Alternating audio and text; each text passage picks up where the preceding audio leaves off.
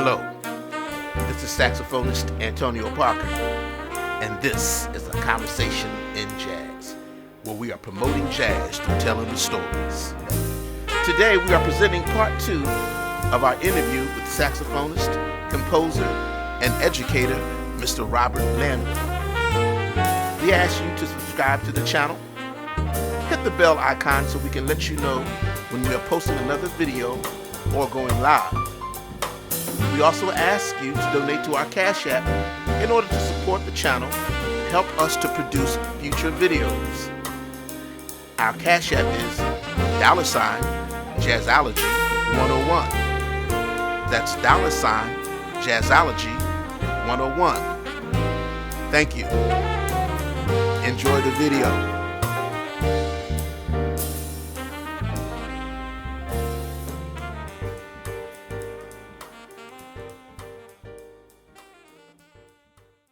Okay, we're back.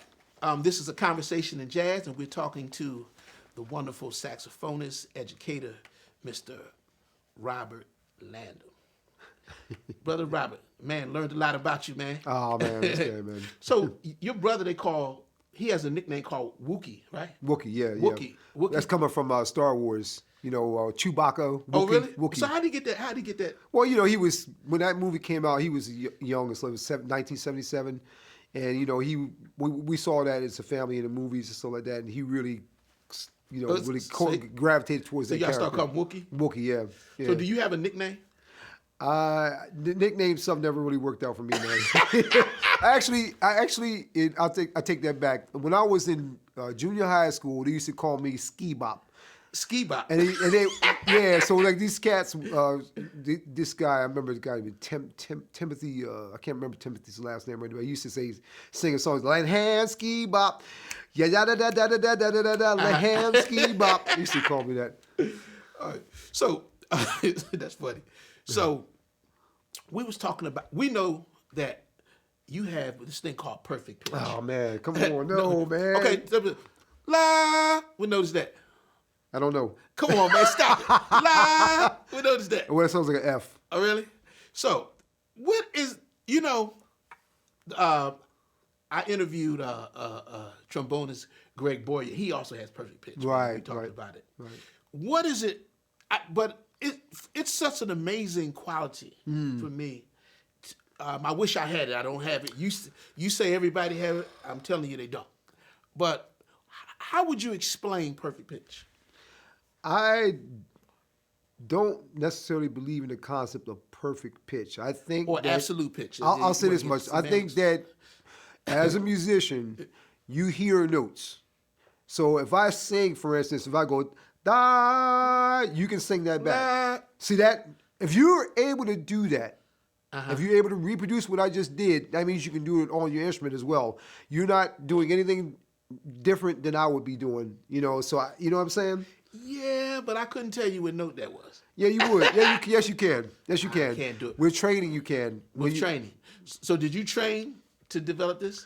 Yeah, like I think in the last segment we were talking, I was talking to you about Slim Slam Stewart. I heard his bass player. I was listening to the radio and heard this bass player soloing and singing everything he was playing, much like George Benson does when he, does on his guitar, so that, And I'm like, how can this guy do that? How can you actually,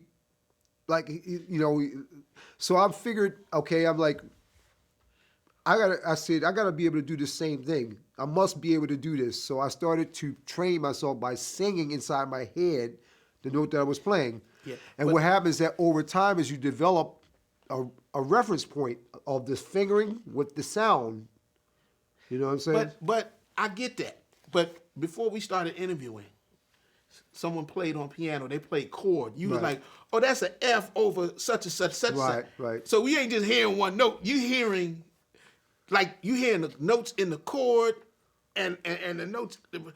How do you do that, man?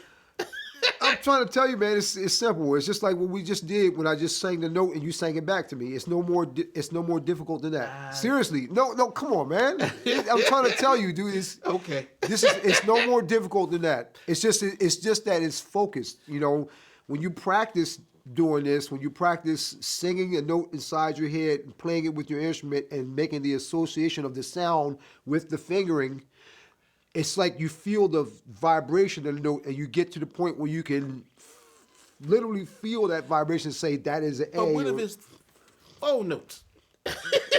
Say what? What if it's 4 notes you play at the same time? Are you hearing the vibration of each of those notes? How do you... Well, I mean... It's something with the mind. It's, because you're hearing I'm playing can you hear inversions? I mean, somewhat, I guess. Yeah. Wow, man. Yeah. Man, it's something special. I'm trying to tell you, man, you can do this. Okay.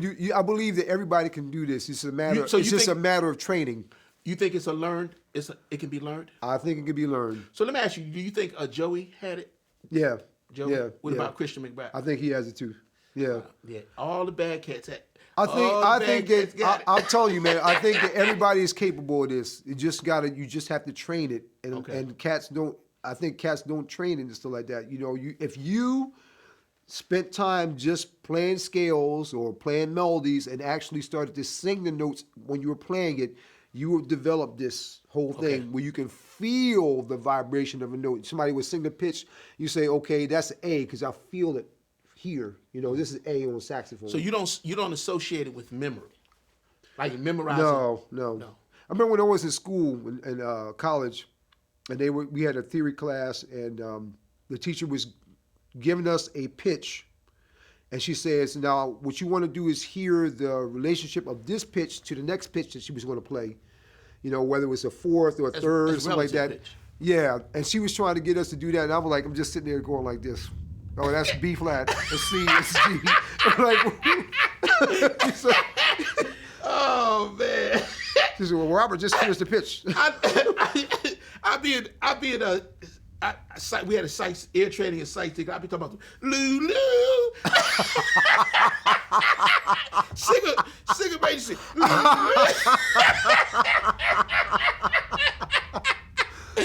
Oh man, you're funny, man. You're a funny cowboy.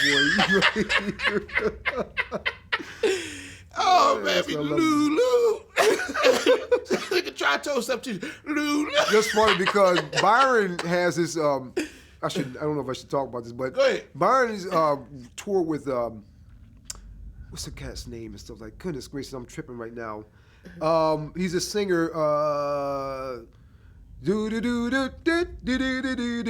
What's my man's name? I can't remember right now. But anyway, the guy was trying to sing a jazz song like that, and he sang a pitch. I think they sung "Sack of Woe." Oh, fucking little sack of woe. And he's singing, he said, yeah, man. He's singing he's overshot, singing a fourth. And, it sounded like a tritone and stuff like that, man. It sounded, oh, whoa. Man. But I remember being over your crib with Byron, and we sitting and listening to The Sorcerer. Right. And to me, a song like Right. So I love the melody. Right. But when they start to change it, doom doom, it just sounds like doom doom doom doom doom. But Byron was able to hear it. Right. And does he have that thing?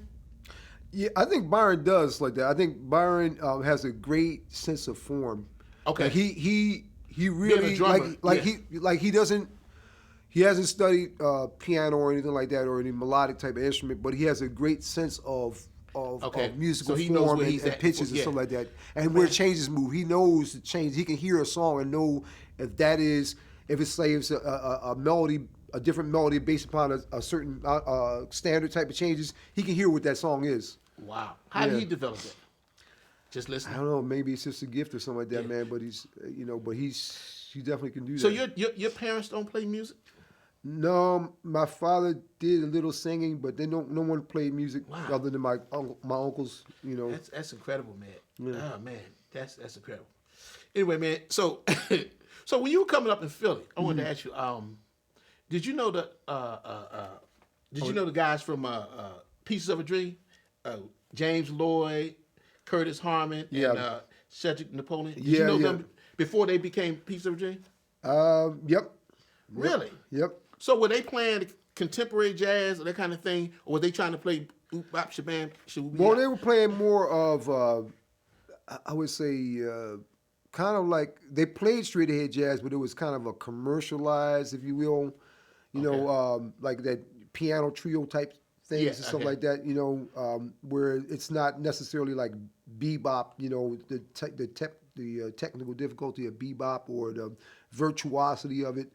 But they were playing. Yeah. So they were discovered by Grover Washington Jr. Right. One of my idols, and we're gonna talk about Grover. And produced by Grover. So you knew them before they became big. Yeah. And where'd you know them from?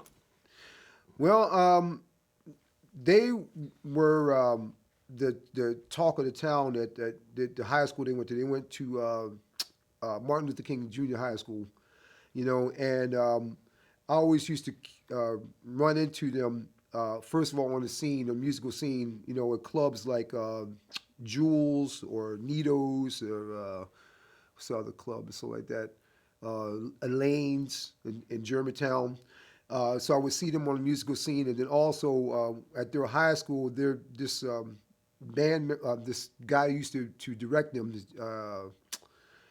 whose name escapes me right now, but they were trying to recruit me to go to their school, because it was a music magnet program. Yeah, you tell me. What school did you go to, by the way? I went to Olney High School. And by Lou? Lou went to Overbrook High School. Which are and Overbrook High School and Martin Luther King are two music magnet programs at that time. Okay.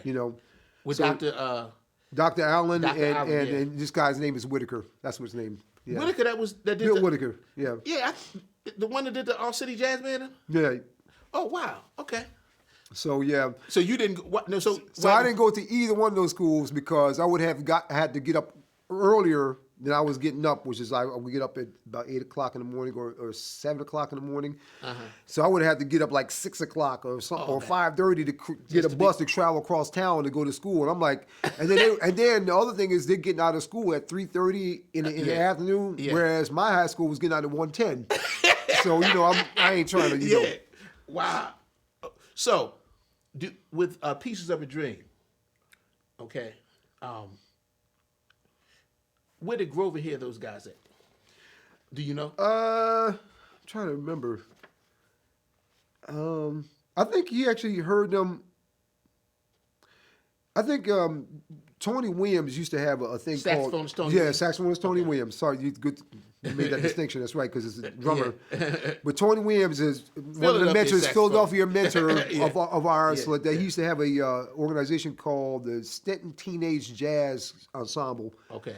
And they were a part of that ensemble and stuff, And Grover did a concert with us years ago with them, So I think that's where he first heard them or something like that. Now, where did you? Now, when I was coming up, that was my dude Grover. Right. So, were you into Grover? I was into Grover. Yeah, I was into Grover back in '77 and stuff like that. Yep. Yeah. So, I remember seeing Grover would come through Settlement while we were doing and do a workshop or something with us as young people. So, where'd you meet Grover? I think I first met Grover at the thing I was just telling you. It was Stanton Teenage Jazz Ensemble. He did a concert with us. Oh, wow. He actually played with us. Oh, wow. Yeah, That's great, yeah. So, I met Grover. That's the first time I met him. And then through the years, over the years, I number of times doing things. I did a number of workshops with him. Did a workshop at Settlement Music School. Me and Lewis with the mail. Our group was called Mail Order. The one with Mr. Hines. Yeah, that's right. Mail Order. Right? Yep. Which is a title of one of Odean Pope songs. Didn't y'all do something on news?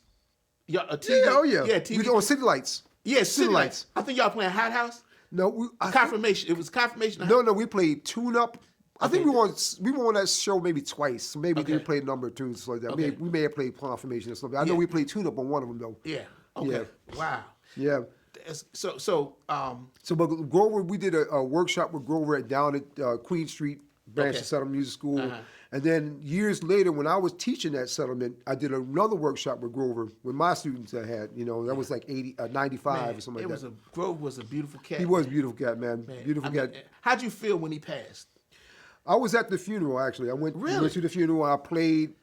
Really? Yeah, I played a little song as a tribute and stuff like that. And kind of informally, and it was sad to see him go and stuff like that. Because he was one of my heroes. Yeah. Yeah. Oh, he was all of our heroes, man. I mean, seriously. And the guy, he had a special way of playing, his own way of playing. You find your own voice. Yeah. You don't have a voice like that. His way of playing is like. First of all, the guy could play changes very well. Yeah. I mean, he was versed in jazz, even though his style was more contemporary. But his style, like that style of playing, that tone, that timing, no one has that time like that. The way he played was like here's a song he plays on one of his records called Tell Me About It Now. And the way he plays that melody, boom,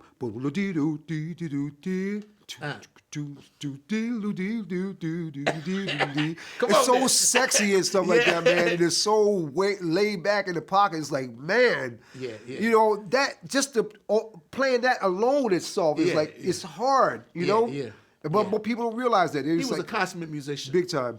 Man, I always associated Grover with Dr. J. Right. Because they had that Let It Float. Right. Right. That's right. Am I in the right key? You're exactly right. Really? No, you're a little bit off. See, I'm off sometimes. See, I told you it's not perfect pitch. But now Grover's originally from Buffalo, New York. But he's like trained. He was adopted by Philadelphia. Exactly. I mean, he was Mr. Philadelphia. That's exactly right. And Dr. J was one of my idols. Right. And Grover, and I got to see them both as a kid. Man. In the hood, and they would come. I saw Doc in the hood, in the neighborhood. He came to visit one of the basketball courts somewhere. Man.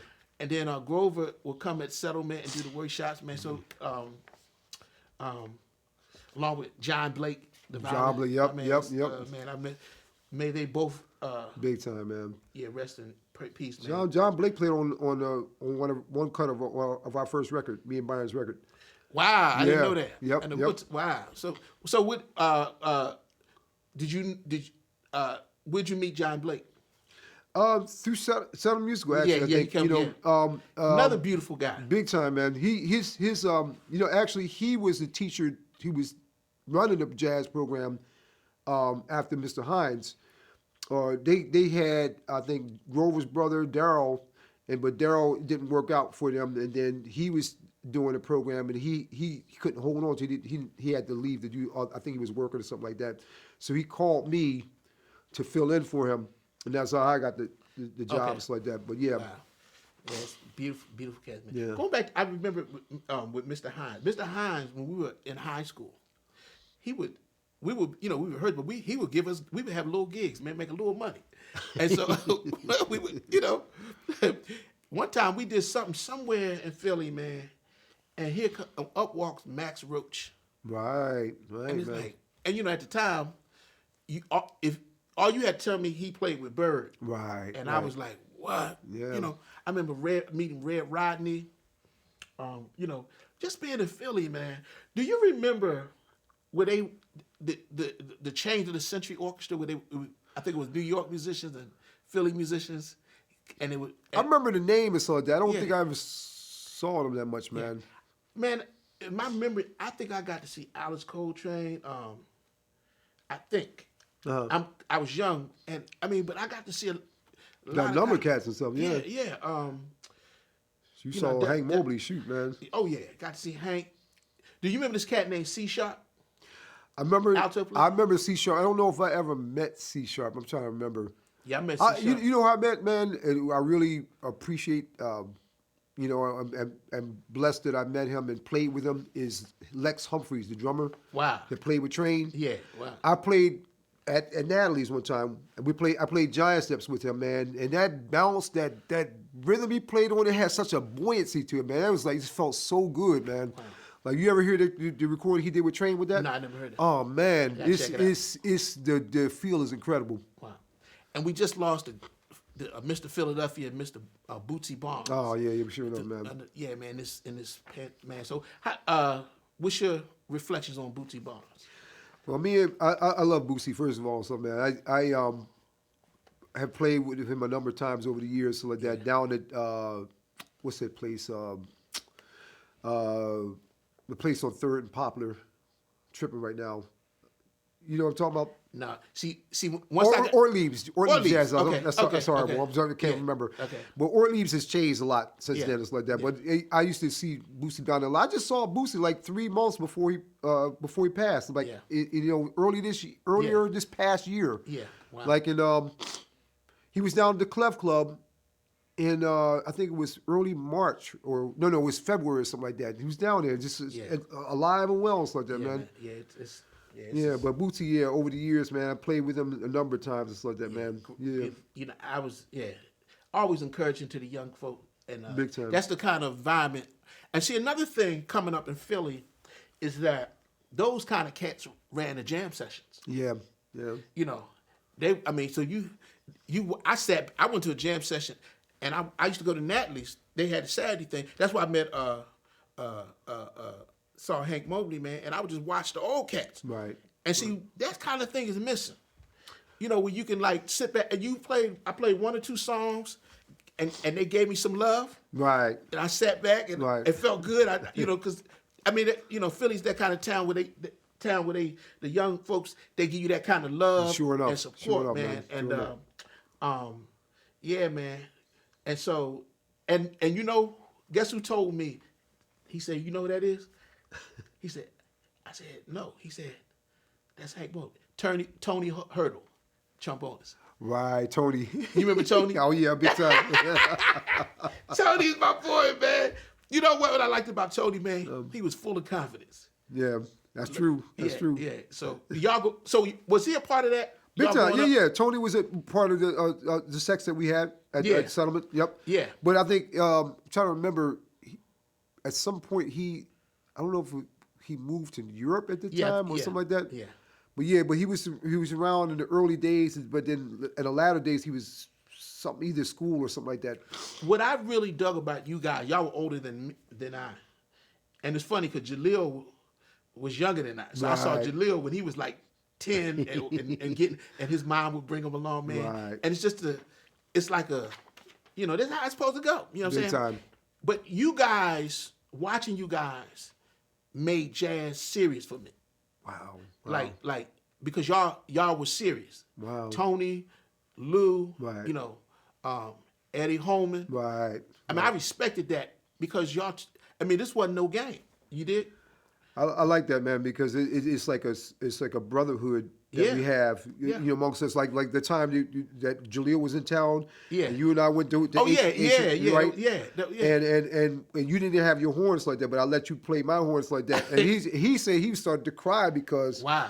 And I'm like crying right now about saying this, but he started to cry because the whole thing that we came up in together and stuff like that. Yeah, that's heavy, man. And that's the thing that I'm talking about with jazz cats, man. It's like, man, that's and I try to show young people that get them that love. Sometimes we mess up, but you want to encourage them. Right. But a lot of times, people are sensitive, so you got to watch how you say it now and all this. But man, it was just that's the kind of environment that I came up in Philly with, man. And when I came to DC, man, I brought it with me, and I got the same love. Yes. When I came to DC, well, so it was and then you moved to DC at some point, and man, it was. But it's a cycle, man, and we still motivate each other. Yes. I listen to you. I ask you questions. I listen to Jaleel. That's what he was saying about us that night. He said, man, I'm feeling so motivated right now. He said, so I'm feeling so inspired because of what you and I playing with him and stuff like that. That's beautiful, man. But I mean, but I'm really proud of you, man, because I mean, you really are a great saxophone player and stuff like that, and I'm impressed that you kept growing beyond what you were. You went beyond the early stages of what it is, your early influence and stuff like that, and just kept growing. Because I didn't know if you were going to go into the whole straight ahead thing and stuff like that. But yeah, baby. man. And I do the other thing too. I know that. I mean, that's a good thing though, man. You have that bass. I think that's a good thing, the R&B bass of playing and stuff like that, because it has a lot of groove to it. I think that's what a lot of people don't. I shouldn't say that, but I think that is missing in a lot of younger people having a wide variety of stuff, especially the R&B foundation. Well, one thing about me, I can say this. Whether I was playing the change or not, I always played from the heart. Yeah. Always, always, man. Yeah. And that's why I identified with Grover so much. Right. And Bird for that matter. Because I felt emotional. Right. It was emotional. Right. And so I've always was able to connect this to the horn. Mm-hmm. Now, I may have not been hearing the right stuff. Oh man, please stop. You got this. So and that's. And as you said, man, the music allowed you to express yourself. It gave me something to express with pain I was going through. Right. And all that. So I put it through that music, to that horn, and we was all good. So there's only one thing we got to figure out how to do. What's that? We got to learn how to get the money. Yeah, you got that right. How do we jazz cat get the money? Yeah, I'm still trying to figure that one out myself.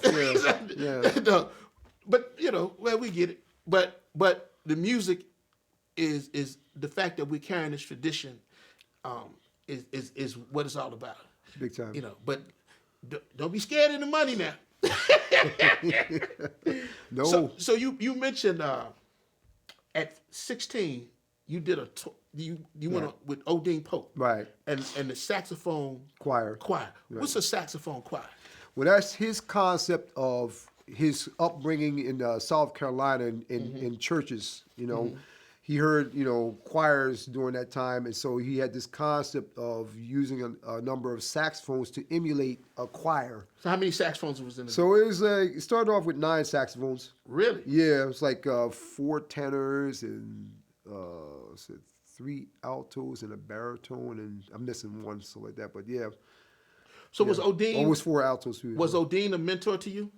Absolutely, man. Absolutely. You know what? He was the one that got me really serious about learning to improvise, because Mr. Odean always stressed knowing scales and knowing chords. So from a very early age, I got a Bugs Bauer chord book, chord progressions. Bugs Bauer was what I first bought, and learned all my chords and learned all those scales for improv. Wow. So I knew that stuff. I remember as a kid hearing him play, man, and he would put that bell to that tenor, and he hit that low B flat, and like the whole stage felt like it was shaking. That's true. That's true, man. But he had a sound, gorgeous sound, man, big time. And he had a certain in his face. He had a certain concentration when he played. Right. How's he doing, by the way? He's doing great, man. He really takes good care of himself. Okay. He's very disciplined. I mean, he takes good care of himself. He walks well for his age and stuff like that. He's like 80 plus. I shouldn't even say that. Okay. But he walks very well. He practices. Wow. He really and the man can write. The man can write some music. I mean, really, I have a new respect for his level of artistry. He's an artist. He has his own voice. Yeah. With the music, his own way of voicing the chords and stuff like that, I definitely discovered that how difficult it is to actually arrange music for that group. I can't do it. Him and Eddie Green, the piano player, that one of his buddies that used to play together in a group called I forget the name of the group and stuff like that, but they can arrange each other's music because they're familiar with each other. Wow. And you mentioned to me that he was the first cat that you've got on a plane or something, or traveled with? Yeah, he was going to do this jazz festival in Europe. It's called Mowers Festival, music festival, back in 1980. And one of his saxophone players caught ill or something like that. The guy couldn't make the trip. So since I had met him in Better Brick Music Camp, he remembered that this young guy is playing saxophone. He's pretty doing well. He can read well. So he decided to take me to Europe with him. Wow. And that was your first time out the country? That was the first time out of the country. What was that experience like? Man, it was a great experience like that. Never forget it. First time me looking out the window and seeing the ground, another place that I'd never been to and stuff like that, and then seeing how different life was over in Germany. And I remember when I was in my room practicing, this guy comes banging on the door. Stop playing the music. The music is bad. The music is bad. It's bad. Were y'all well received over there? Absolutely, man. Absolutely. In Europe, they really appreciate, jazz, and they appreciate stuff that is not so easily listened to here, like, avant-garde or stuff like that. But they really are into music over there. Okay. So I think we were in Duisburg, Germany is where we played the first concert. Mm-hmm. And we played the second concert in Groningen, Holland. Oh, wow. Yeah. Man. Odean Pope, man. Yeah, I just remember playing outside in that. And so, did you continue to play with the group? Yeah. Over the years. You recorded with them? I recorded them a number of times. I'm on at least 3 of their records. When the last record we did was like 16 years ago or something like that, 15 years ago. Uh-huh. We did a recording at the Blue Note. Okay. Back in 2004. That would be 17 years coming up. In Blue Note 2004, Michael Brecker, Joe Lovano, and James Carter were the special guests. Wow. Yeah. Man, I know that was hitting. Big time, man. Yeah. Big time. So who is Dennis Sandoli? Dennis Sandoli is John Coltrane's theory teacher. He taught him his special brand of theory, that he developed and stuff like that. And you got to study with him? I got to study with Dennis Sandoli. I was fortunate enough to study with the man for 2 years before he passed. Really? Yes, sir. Now, what was that experience like? Well, it was musically altering. I mean, life altering, actually.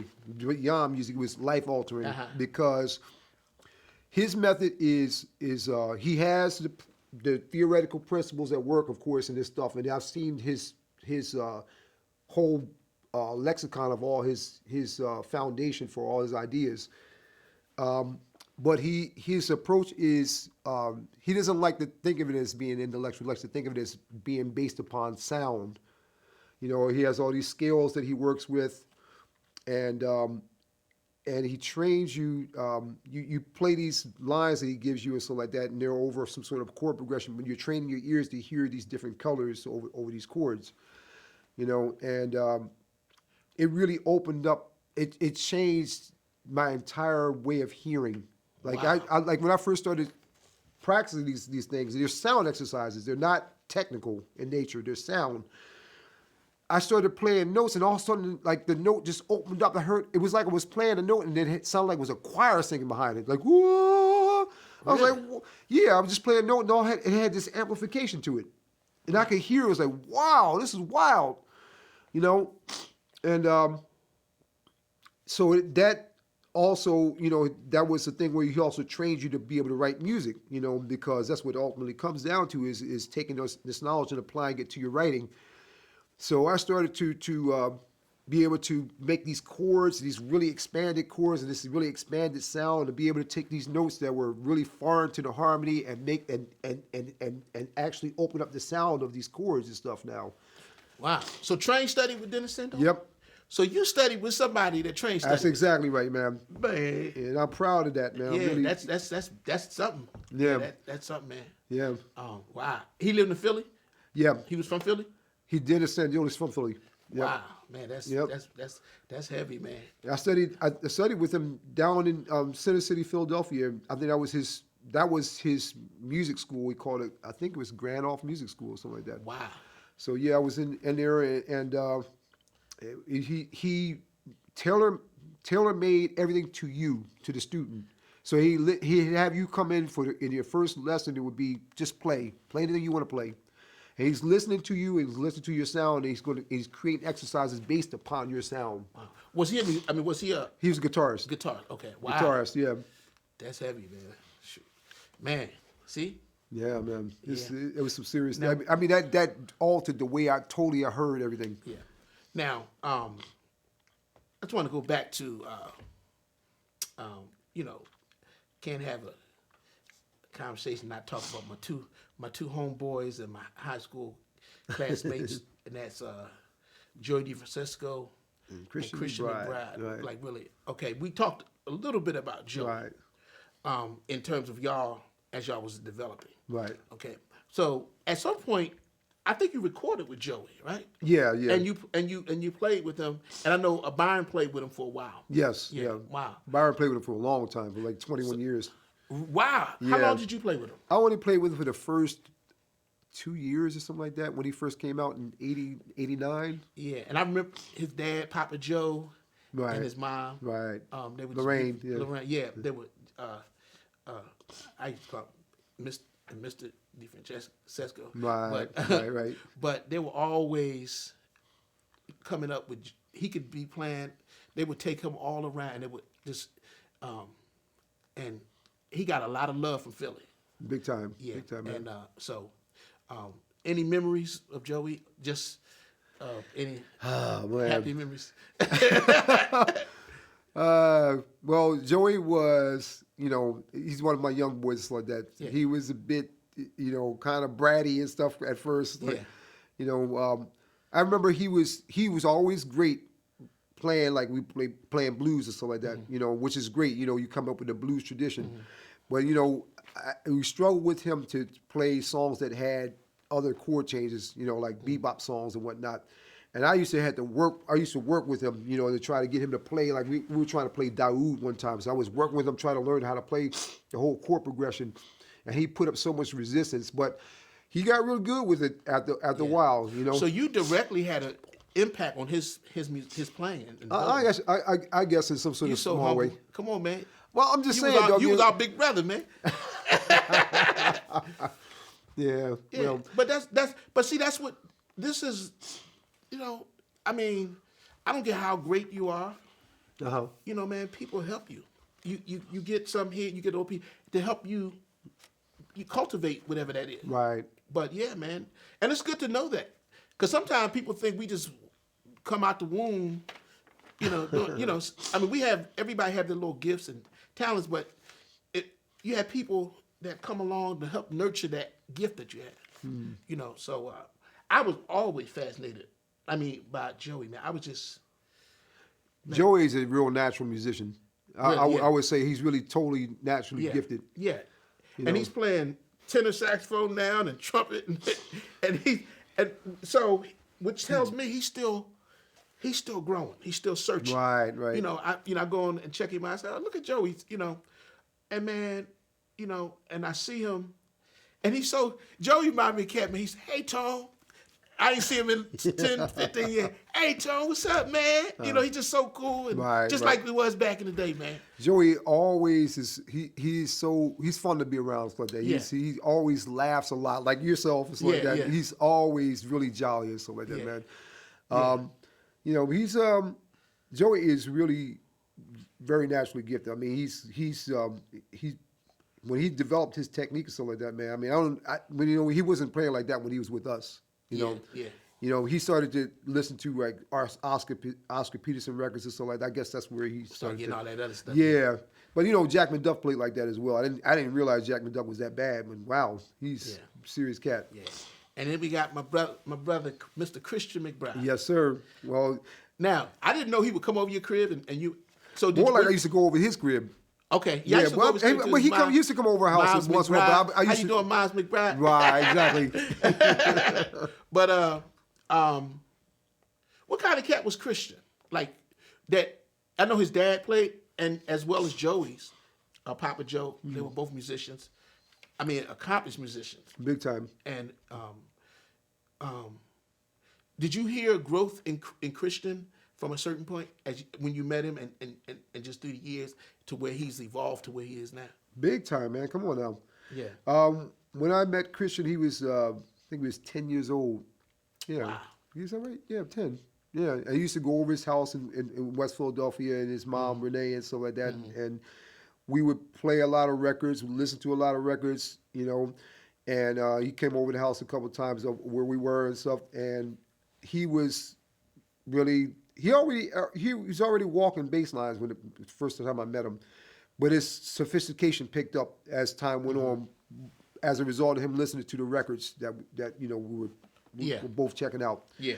And I had an extensive jazz library. I had a lot of records at the time, so I was telling him stuff to listen to, and from that, I think is where he started to get a lot of his growth. But the man progressed quite a bit. I mean, he really by the time he was leading his own bands in '89.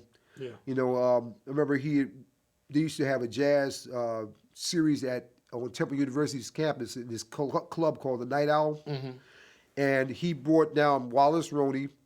Wow. It was my first time playing with Wallace Roney, and Wallace was dating Cindy Blackman at the time, and so she was along with him, and we played a gig. Walter Blanding Jr. was on the gig and stuff like that. Saxophone. Yep, yep, man. So that was Chris is what can I say, man? The man is very talented. He definitely progressed pretty quickly. And he's like an old soul.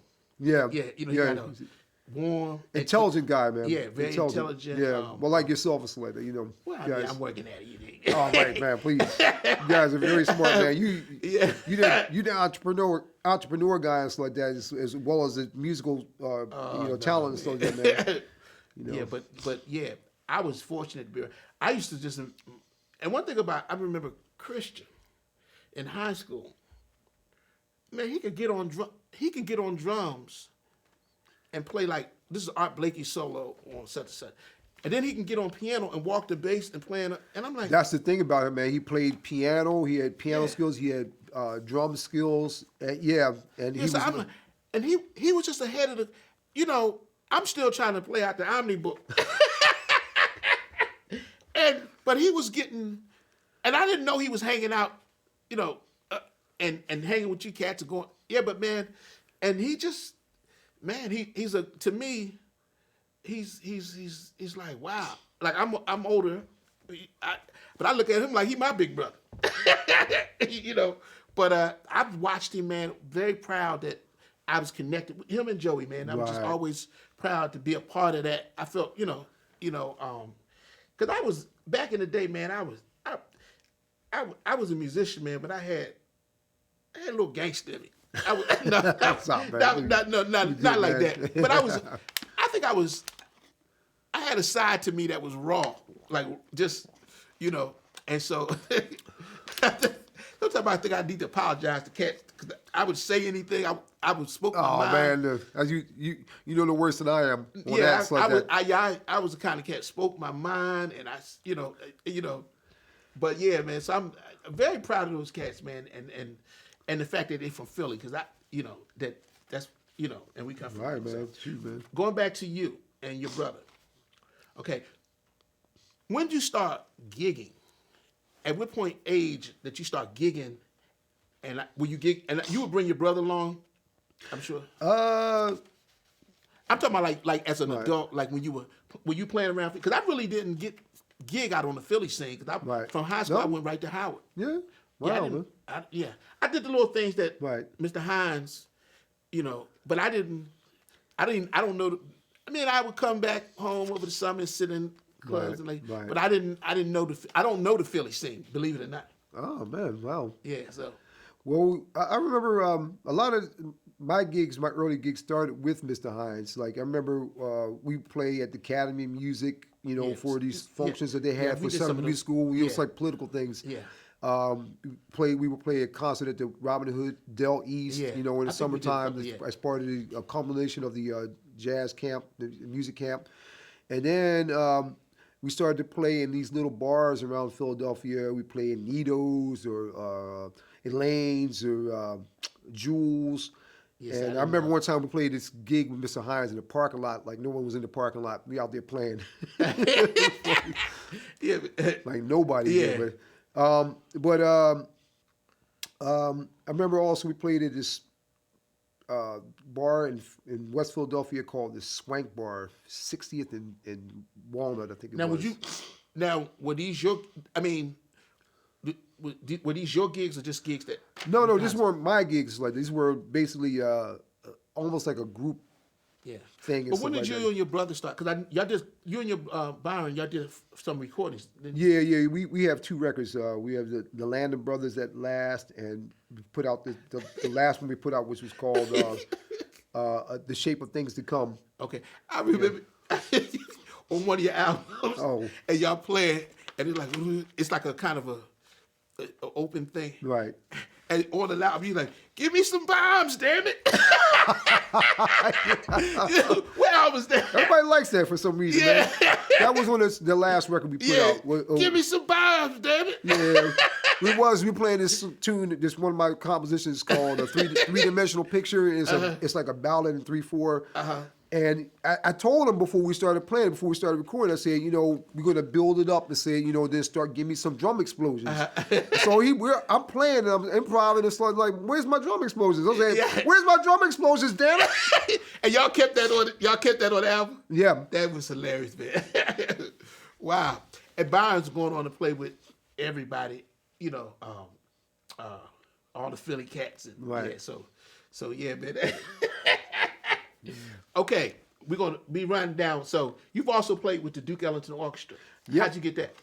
And who was in that band when you played? Right. When I moved to New York in 1996. Thanks. Right, 96. Yeah. Wow.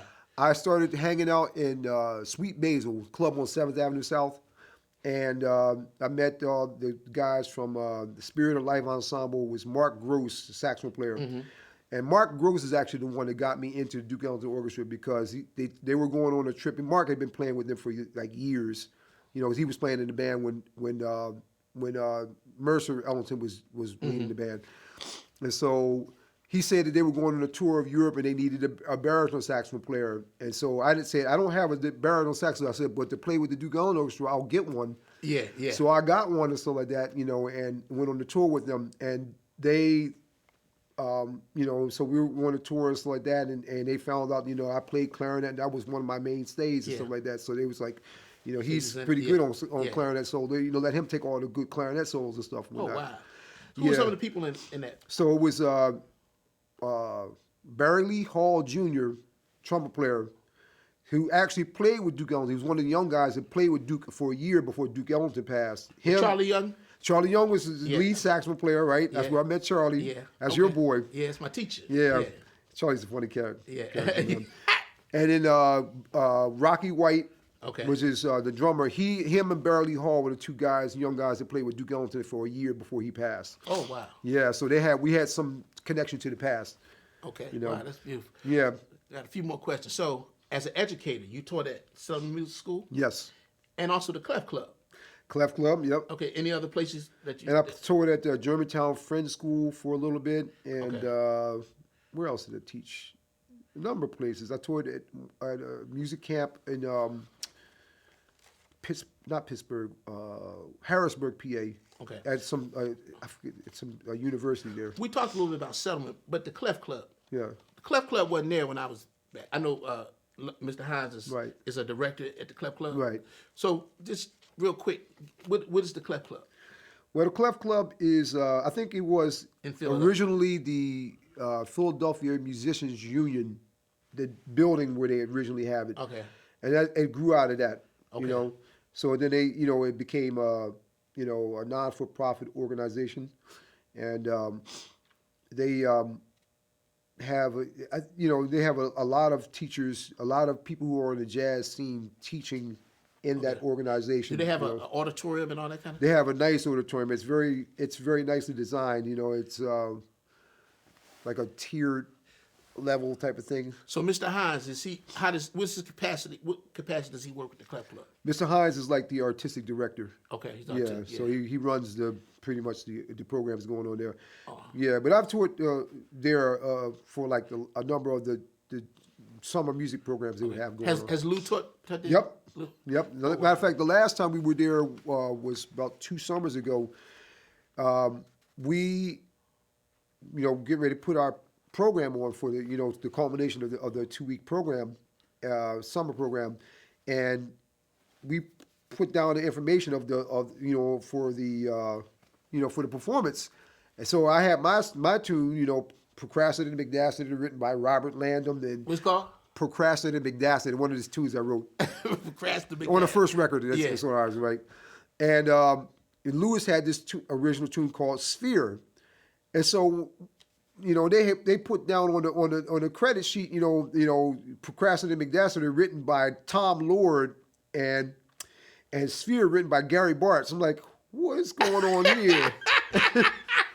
Yeah. So we had to straighten that out. But anyway.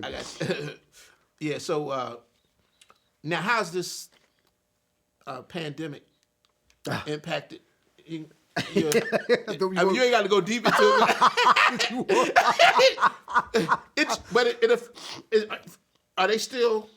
Are they doing programs through Zoom like at the club? How does? I think they are. I don't know because I'm not teaching at the club anymore. But I think they are. I think a lot of other people are too. Okay. Yeah. But this pandemic thing. Yeah. We ain't gonna go there. You don't want to go there. You want to stay away from. I think you want to talk to me about the word thing. Yeah. Well, we're gonna get there. Because here we have a few more questions. Okay. Things I want you to.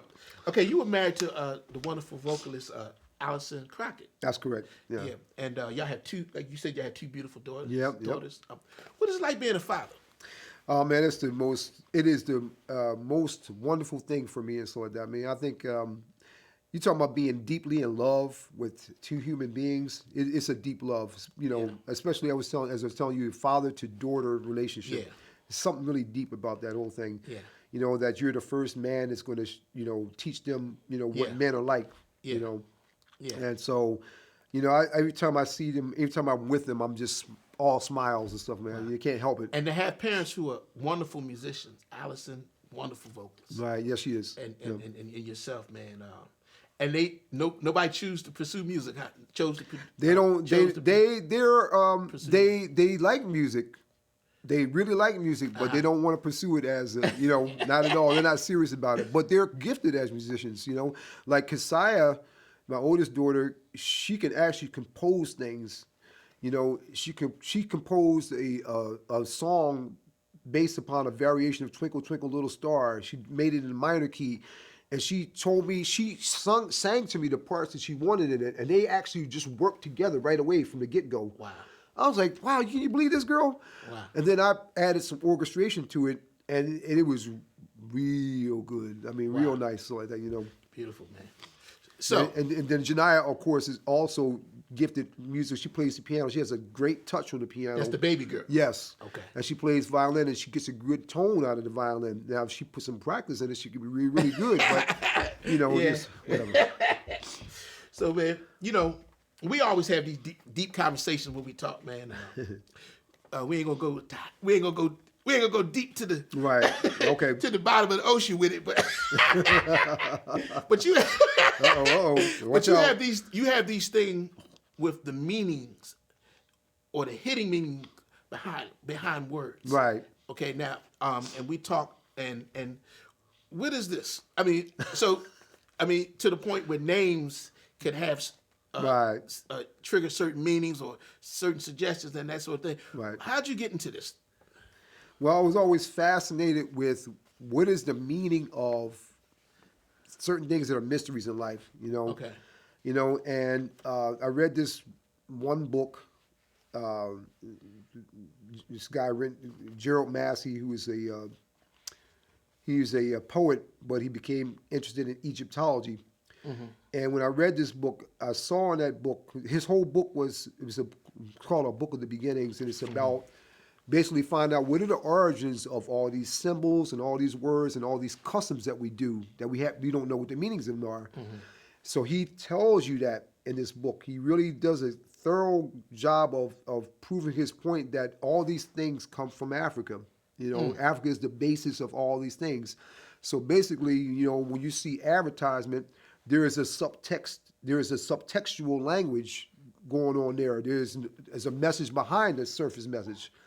And that's what you're really receiving. And you're able to see some things that the normal people might not be able to see. Yeah, I'm able to decode what's actually being said in certain things and stuff that's like rough, that. Man, because people say knowledge is supposed to be power.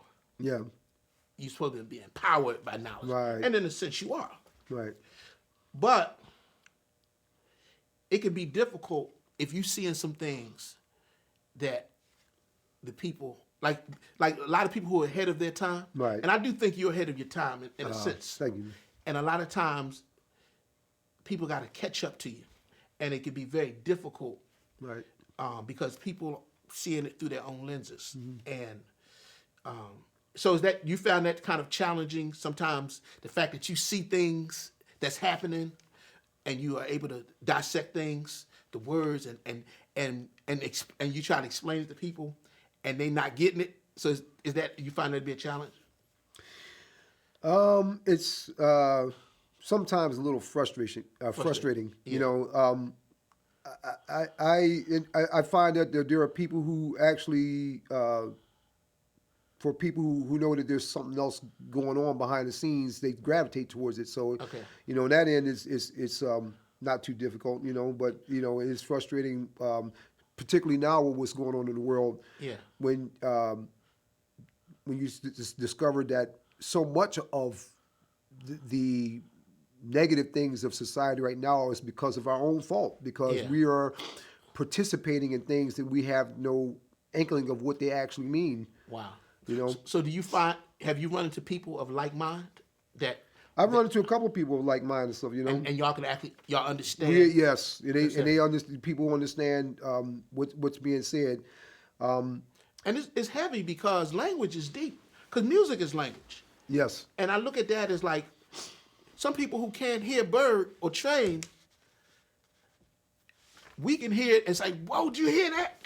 And right, it's the same thing. And and somebody who's been listening to, you know, right, Flashlight, whatever, right, Fat Boys, yeah, they can't hear the depth. And I think about that sometimes. I say some people will come through this planet and not hear the depth and be able to appreciate the depth of a Charlie Parker or John Coltrane or jazz, period. And so is that a similar kind of thing? The fact that you're seeing a language being communicated that you can understand and comprehend, but people who are not that evolved.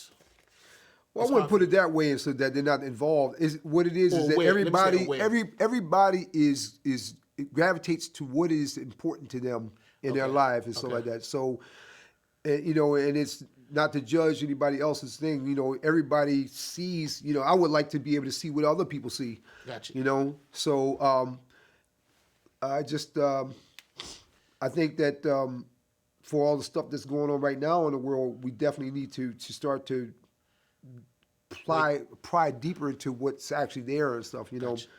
You know, because you got these words that they're saying, like for instance, you know, some of these people that they have on a coronavirus task force, or the people who talk about it, like for instance, the guy Sanjay Gupta, his name literally means save. San means to save, and J is A-Y means forever, talking about time. Okay. And so this whole thing is about time. It's about time control, because whoever controls time controls the planet, you know. Wow. So culture is a big part of that, because in the word culture you have the word ter, which is a time word. Now what about sound? Can sound also, because names are sound. Right. That's right. Right. Was Trey getting into that when he was dealing with Ohm and absolutely, man. Yeah. Absolutely. That's powerful. That's the only thing. Yeah. Music at its basic level is sound. Yeah. And it's not. Music is really not rocket science. You know, you can make it into rocket science. Like you can make anything really complex, but it's actually simple. You know, it's just sound against sound.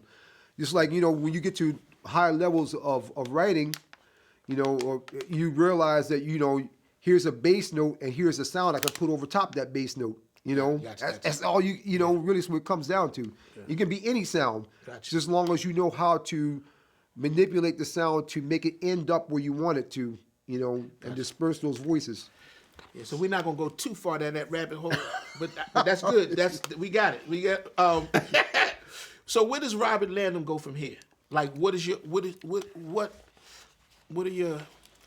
vision? Where are you going? How do you integrate all that you have become, music, consciousness and share it to help humanity, to help people. Because I think that's what you want to make a better world. Absolutely, man. Well, one thing I would like to do is, of course, I like to open up a music school that teaches music in the way that I'm espousing, which is it is actually really a simple thing to learn, and not make it so complex the way that they do in academia. Try to teach these things and make it sound like it's so complex that you can't get it. Yeah. And it's not that way. It's very simple, which is why you have all these young geniuses like Joey Alexander or Mackay Boone, or Justin Schultz. You have these young kids that are just really advanced for their level because they see the simplicity in it. Whereas a lot of things right now are they're actually teaching it and trying to make it complex so that we can't actually progress that fast. They're slowing down society with they all have this to stuff. justify programs and money, everything. Money runs. So Yes, it might be yep. that might that's.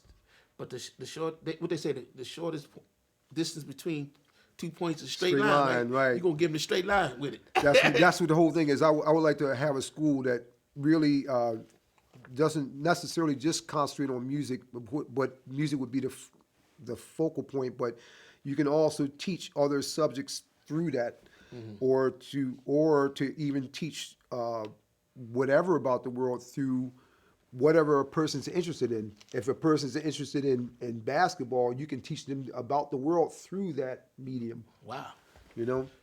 Wow, that's very philosophical and kind of the Bruce Lee kind of thing. Yeah. Become the water. I mean, but think about that. If you taught schools like that, you'd have a lot of people interested in learning what they're learning, as opposed to like, I'm studying this subject and I'm not really into it. I don't get the. So when are you going to write the book? About the yeah, I got it because melodic balancing. I believe I know a lot of people, man, with great minds. Right. And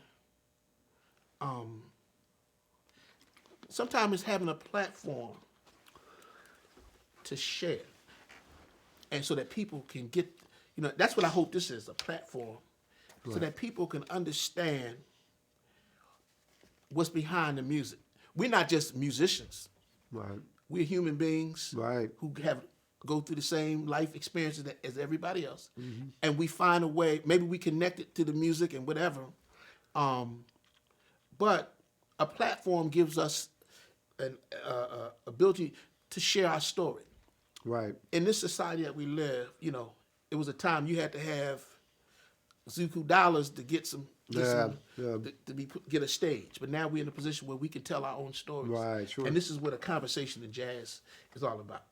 It's telling your story. And I think you did just that. Beautiful, man. In a beautiful kind of way. And I'm glad to have had this opportunity to share this moment in history. We're making history. Beautiful, man. And man, keep doing what you're doing, no matter what the obstacles are. Man, because you really impacted my life. Oh, man. Really? I appreciate that, man. Yeah. Well. Really, man. So. Wow. A lot of, and you don't know who you impacted, but you know. Wow, man. Wow. Oh, man. So last question, man. Okay. How can people, if they wanted students, or you need students and all that, you can look right in the camera, and how could they get in contact with Robert Landham? Oh, well, I want to give you my my telephone number and my email address, okay? The telephone number would be 215-987-7154, or you can reach me at Robert Landham. That's the last name is spelled Land and Ham put together, Landham @gmail.com. So that's Robert Landham @gmail.com or 215-987-7154. All right, man. Thank you, bro. Thank you, my brother. Yeah, thank you, man. Thank so you much. for having yes. And there you go. Again, this is a conversation in jazz, and we've had a wonderful conversation with the great brother from my hometown of Philadelphia, my big brother, Mr. Robert Landham, and we'll see you on the next one.